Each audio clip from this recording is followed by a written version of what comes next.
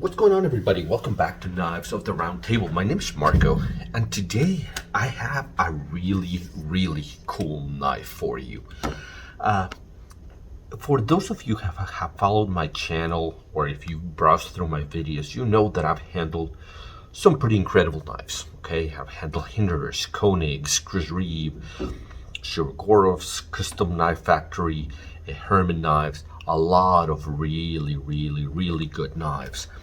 So I'm still experimenting, and I find new brands, and I find new brands to me, and to try and kind of expand my horizons. But then a knife comes along that really stands out a little bit, and this is the Giant Mouse Ace Grand. This is in the carbon fiber scales. And this is a knife that really kind of caught me off guard because I like the lines of it, when I saw pictures of it. But as I've carried it, I usually, put a new knife in my pocket every day, except when I'm kind of reviewing something. But this one, man, it stuck around, and I just kind of refused to take it out of my pocket, even though I have, other knives or more expensive knives or, cooler looking knives. But this one stuck around, and it's a really good knife. And let me give you a tour of the knife, and we'll discuss why I think it's such a good knife. So what you have here is a little bit of a harpoon with a swedge. It's an Elmax blade that it's not completely flat ground, but I'm gonna call it a flat ground because the flat is like the smallest thing up here. Okay, it's got a deployment hole. It has no flipper tab, no thumb studs. Like I said, this is Elmax this is part of the Ace lineup. And what happens with Giant Mouse is that they've got their GM line, which is, their kind of high-end line. And then they've got their Ace line, which is their more production line. So these new are in the neighborhood of $250 or thereabouts. So really in a really nice sweet spot of price. They've hidden a lanyard hole back here, which I think they've done cool. And you've got a wire pocket clip that you can reverse if you so desire. The blade is not huge. So it is coming right at 3¼ inches, a little bit over that. And it's got these blue anodized pivot collars, and the carbon fiber has been contoured in this direction. So that's kind of the tour of what we've got. It is a liner lock. And we'll talk about this because I had to make a change to the knife. So let me give you some size comparisons because I really like the size of this knife. So let me show you. This is the Paramilitary 2. And this is the Para 3. And so what you can see is it's kind of in between those two sizes. You really get, it's a little bit less of a handle than you get in the Para 2. But I think the Para 2, so I wear large gloves, and the Para 2, when you're choked up, I have a pretty decent amount of knife here hanging in the back. Even when I'm holding it here, I still have a good ½ inch of handle in the back of my hand. So the handle of the Para 2, it's a bit oversized. So I think this is a much better size of a handle, because my hand just fits much better on it without having too much handle left over. Now, thickness wise, let me show you. So that's how I'm gonna try and line them up. So they're relatively the same. Maybe it's a little bit fatter, but you don't feel it because the scales are contoured. So when you have a contoured scale, it helps out because it fills your hand nicely, but you don't feel it, that it's too thick. So, and blade stock here, so a little bit thinner than what you get on the Para 2. Now let me show you against the bug outs. That's the mini bug out there. And here it is against the full size bug out. Okay. So it feels it's not a small knife. It's what I would consider a full-size knife, but it is in that perfect range at 3¼ inches. That is where I think it's enough knife for everything I need, but not too much knife, but not too little knife. I think for my purposes, it's just perfect. So let's talk ergonomics. The ergonomics on this knife are outstanding. They are very, very, very good. You have this, it's kind of a neutral handle, okay? You don't have a lot of the finger grooves or anything like that, but most of my fingers fit here, and my pinky fits in this flat back area right here, and it fits my hand really, really nicely. Now, this one has a little bit of jimping up here in the top, as you can see, that most of the time you see jimping along this side, but this one, it's meant so that you can put your finger here, and you can, choke up on the knife, and your finger just lands naturally in that saber grip right there, so you can do really controlled cuts with this knife. And the jimping is it's perfect. It provides purchase, but it's not aggressive. It doesn't hurt. You can push on it and really not feel it. The ergonomics on this knife are outstanding. The contoured scales that are rounded in that direction, everything's nicely round and chamfered. There's no hot spots. The clip lands in the hollow of your hand, and it's a wire clip, so those are usually not really hot spotty. So the ergonomics are just phenomenal on this knife. Really, really nicely. I would say that they're much better than what you get from a stock pair too. Really, really good. Now, action. So action is outstanding, with one super large caveat, okay? And so let me tell you what that is. So deployment is incredible, okay? It's a finger flick dream, okay? The middle finger flick is just outstanding. It is very, very snappy. It is very comfortable. Your finger just lands right there where it's supposed to. It's very intuitive. You don't have to hold it in a specific way. The internal edges on this have been rounded just a little bit so that it doesn't destroy your finger or your nail. So the deployment is outstanding.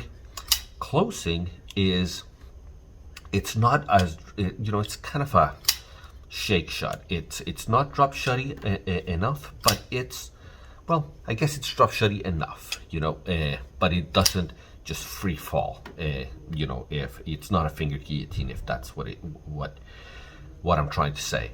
But the fatal flaw that it had is that, and let me try and explain this. You see the scale, and the scale, you see this flat area here, and you see the flat area on the lock side and the show side. Well, this flat carried originally from here all the way to here. It was flat. So the space to get in to disengage the lock bar was tiny. It was very difficult to do. The liner, it has a jimping, but it doesn't really extend all that far from the scale in that direction, and it was crazy difficult to disengage the lock bar. I would have to kind of put my finger, my index of my other hand in here to disengage the lock bar. The access was really, really, really bad. In fact, if you see, there's a review by Neves Knives, and he has a micarta version of this knife. And what he actually did is he took his Dremel and he cut a huge finger groove right here, really, really big finger groove right here to access the lock bar. So, when I got this knife, it was something that I was worried about. I thought, well, maybe he's exaggerating, but he really, really wasn't. It's really difficult to access this lock bar, this liner, without modifying your knife. And what I chose to do, instead of kind of doing a finger groove that is contoured in this direction, what I did is I went on with my Dremel tool on the side, on the inside scale, on the side, so you can barely see the liner, here, So this divot that I took out, it was like just like a little concave portion just to widen the access to that lock bar. And when I did that, this became a dream, because now I have full access. I am not fighting with my knife. I can access it freely. I can fidget with it. But the disengagement, it really needs, it really has to be something that they look at in the design of this knife, because the access is unacceptable. It's just too small. It doesn't work. But with that slight modification, just I just took a Dremel, and instead of having like a 90-degree corner from this face to the interior face of the scale, I kind of brought it back at an angle and on a circular kind of concave section. So when I did that, and I did it very slowly, because I can't put back carbon fiber, so I did it very slowly, with my Dremel, and then I sanded it with 320 sandpaper, and it didn't really change the profile in this direction. You can't even see that anything was done. It just changed the profile on the inside, and I was able to increase the access to the lock bar, and now it's just phenomenal. It's just super fidgety. Now cutting is awesome. It's not a thin blade stock, okay? You're not talking. Look, I'll show you against the bug out, right? So you can see it's thick. It's much thicker than the bug out, but because it has a full flat grind, I would say that it's probably on par with the sliciness that you get from a Para 2. Okay, really nice. You have a little bit of flat, a little bit of belly. You have this kind of harpoon piercing. And because there's no thumb studs, nothing's in the cutting path. You have a sharpening kind of finger choil up here in the front, and it just cuts very good. And because you have this jimping and this grip on the saber grip, you get to use a lot of your knife. Not just in knives. A lot of times you find yourself using this first inch of the knife more, because it's where you have the most force. But because of the jimping that they done over here, and in a saber grip, you're able to use much more of your blade, and that is just super nice, and is super good, because you get to, instead of just kind of dulling one side of the knife, you can use your entire blade. And the cutting on this is just phenomenal. It is an outstanding knife. As you can imagine, fit and finish, I would say, is very good. There are a little bit of nitpicks that I have, but for instance, there's like a swoop up in the carbon fiber up here, and it extends ever so slightly from the line of the blade.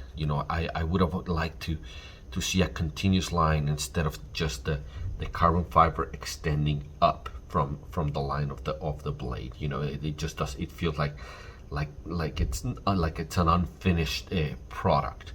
Where you don't have a continuous knife. If you see the Para 2, the line here, it just continues. There's a bump here. In this case, you hit a snag here, and then it continues. So, but I would say, I think this is made in Maniago, Italy. Probably Lion Steel is the one that makes this. I'm not 100% sure.